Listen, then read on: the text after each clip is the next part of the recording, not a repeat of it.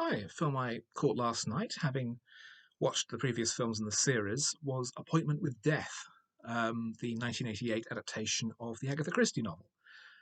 It was Peter Ustinov's third film as Hercule Poirot after Death on the Nile and Evil Under the Sun, following on from the previous Poirot film, Murder on the Orient Express. And in the intervening years between Evil Under the Sun and Appointment with Death, Ustinov had also played Poirot in three made-for-cable films in the United States.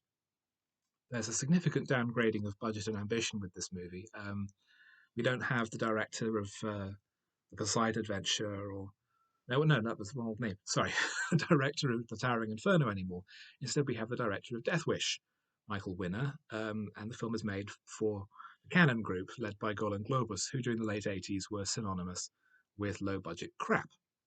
The film does not look that low budget, and it's helped by the fact that an Agatha Christie story has been chosen that is set in the Middle East. The original book in Jordan, but the film script reworks it for an Israeli setting, or rather British Palestine pre World War II, allowing Golan Globus to film in its native Israel. The setup is very much traditional Agatha Christie mystery. Poirot rather, is on holiday with a group of people. There are various interconnecting relationships and grudges and secret affairs, and then eventually someone turns up dead. And Poirot is tasked by the local authority, played by John Gielgud, with finding out who the perpetrator is. And the solution, such as it is actually quite clever, and I did not see it coming. Although, to be honest, I hadn't given that much thought to who it was. In the course of the film, I was simply enjoying it while it was on.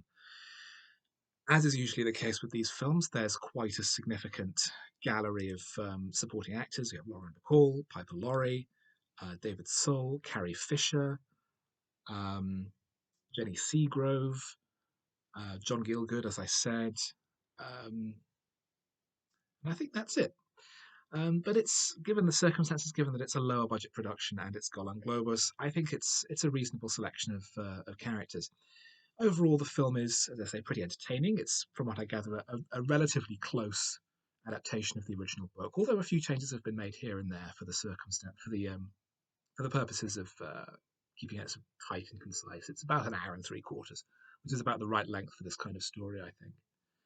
Um, and although it's pretty entertaining and well produced, and Ustinov has really settled into his role as Poirot, it still feels a bit televisual. It still feels a bit cable TV movie. Quite lavish, but not that lavish. Everyone has turned up to do their job, but they're not really going all out. There aren't really any standout performances. Um, some of the locations are very attractive, but there's no real effort to show them off.